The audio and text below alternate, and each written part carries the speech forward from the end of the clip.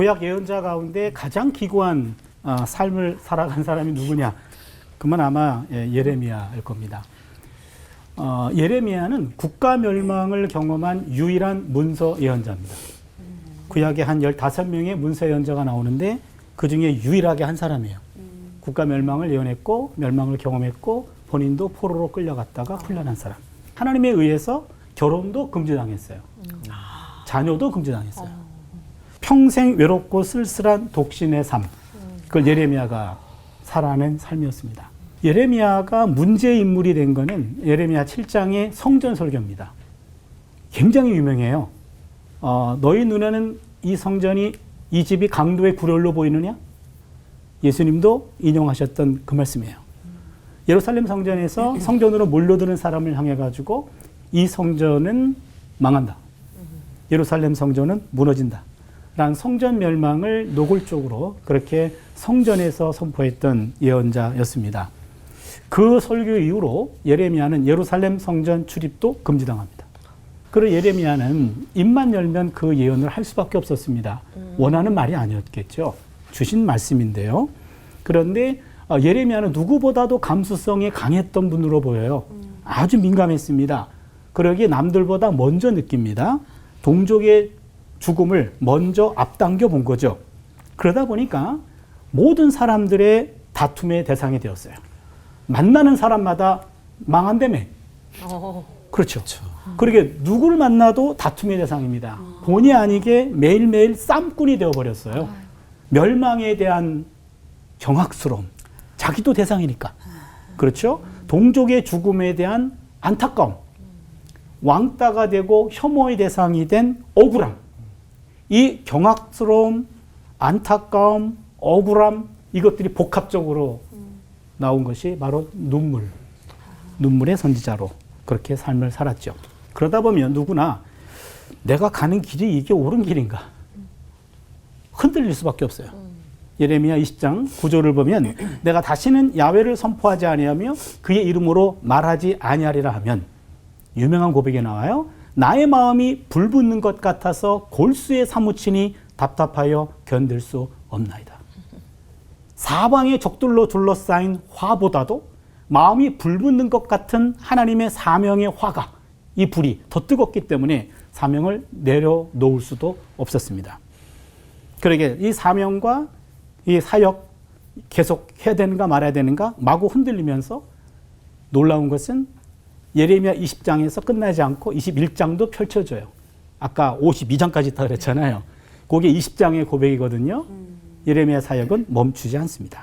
모세는 40년 동안 사역하면서 이집트에서 있던 이스라엘이 가나안 땅 직전에 이르는 것을 보았어요.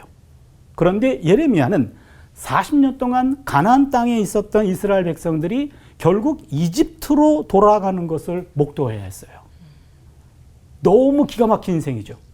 본인도 원치 않게 이집트로 압송되었습니다. 예레미야서 44장이 예레미야가 이집트에서 마지막 설교했던 육성이 담겨 있습니다. 그러게 52장이 마지막이 아니고요. 44장이 마지막이에요. 거기에 예레미야의 마지막 설교가 나옵니다. 거기 보면요. 놀라운 설교를 해요.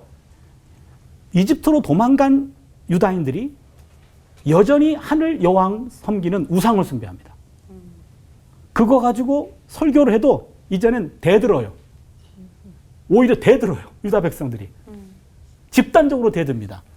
그런데 더 놀라운 것은 40년 전에 예레미야가 선포를 시작할 때 가장 중요했던 설교가 하늘 여왕 숭배를 배격하는 거였어요. 이게 무슨 얘기입니까? 시작의 메시지와 마지막의 메시지가 같아요. 무슨 얘기죠? 아무도 듣지 않아요. 와, 40년 동안 외쳤는데 아무도 듣지 않아요. 예레미야는 그때 듣든지 아니 듣든지 이 진리의 말씀을 포기하지 않고요. 44장 28절에 내 말과 그들의 말 가운데서 누구의 말이 진리인 줄 알리라. 예레미야의 마지막 육성이에요. 누구의 말이 진리인지 결국에 알리라. 진리는 듣는 사람들의 동의 여부에 달려있지 않습니다. 예레미야는 청중의 반응보다도 메시지를 올바로 전하는 것, 이것이 더 중요했습니다. 눈앞에 보이는 다수의 사람 보지 않고 보이지 않는 하나님 한 분만을 상대했던, 한평생 진리의 시선을 고정시켰던, 진리를 따른 사람, 이게 바로 예레미야입니다. 유다 사람들은 야훼와 더불어 아니면 야훼를 외면하고 물질의 신인 하늘 여왕을 더 섬겼습니다. 오늘에도 여전히 현대판 우상은 살아서 역사하고 있어요. 그게 바로 재물이죠. 물질을 최우선으로 가치를 두면 그게 바로 우상을 숭배하는 겁니다. 우리는 물질의 필요선과 물질의 유혹선 경계에서 위험한 줄타기를 합니다. 어디까지가 필요한 건지, 어디까지가 이전 유혹의 선인지, 하나님과 겸하여 물질을 섬기고 있는 것은 아닌가? 아니, 물질을 위해서 하나님을 섬기고 있는 것은 아닌지 늘 우리의 내면을 살펴봐야 됩니다. 이 메시지가 예레미야의 마지막 메시지였고, 안 듣는 그들을 향해서 물질의 유혹을 스스로 뿌리치면서 하나님의 진리에 서서 한평생을 담담하게 살아갔던 일인 그 예레미야가 보고 싶습니다. 기도합니다. 예레미야의 하나님, 포기하지 않고 진리를 따라 한평생 살아가게 하여 주시옵소서. 아멘. 예수님의 이름으로 기도드립니다. 아멘.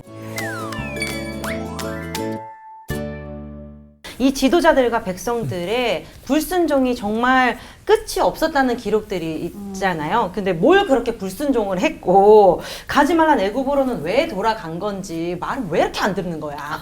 왜 돌아간 건지. 그들에게는 말씀 자체가 뭐 신경져 있지 않았던 걸까요, 차준희 목사님? 말씀은 한순간도 없었던 적은 없어요. 그들이 안 들은 거죠.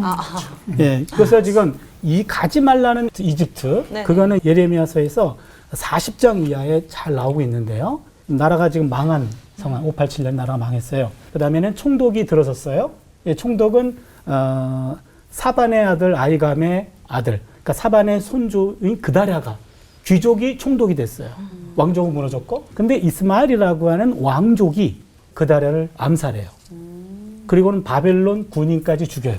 그러다 보니까 바벨론 군인이 개입할 수밖에 없어요. 이 당시 요하난이라는 군대 장관이 있었는데 이걸 수습해야 되는데 지금 음증이 무서우니까 이집트로 도망가려고 그러는 거예요. 도망가려고 그럴 때 더 많은 지지를 얻기 위해서 예레미야에게 기도 부탁을 해요. 당신이 기도하시오.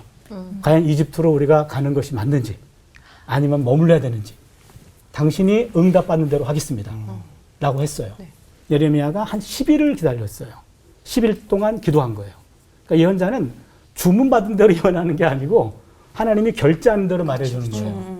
결제는 나무라 했어요. 네. 여기에 나무라. 바벨론을 두려워하지 말라. 내가 그들로부터 너희들을 지켜주겠다. 그러자 요하난이 거짓 예언자로 몰았어요. 예레미야를. 너 거짓말하고 있어. 듣고 싶은 말이 아니니까. 예. 본인이 생각한 답이 아니었고. 그렇죠. 그러자 예레미야하고 바로까지 끌고 이집트로 도망갔어요. 그들은 현실적으로 지금 합리적으로 봤을 때 아니 바벨론 군대들을 우리가 죽였기 때문에 바벨론이 개입하는 건 당연해요. 그럼 이거 어떻게 해명할 것인지 위험합니다. 그래서 인간적으로 봤을 때는 이집트로 도망가는 것, 그것이 그들의 합리적인 생각이었어요. 그러나 하나님의 말씀은 거기에 머물러야 했어요. 하나님 말씀이 없었던 것이 아니라 자기가 원하는 말씀이 없었던 거죠. 그렇죠. 항상 하나님의 말씀은 내가 원하는 바와 늘 일치하지 않을 수도 있어요. 네. 그때 내 의지를 묻고 하나님의 말씀에 순종하는 것, 그것이 바로 신앙인의 길이 아닌가.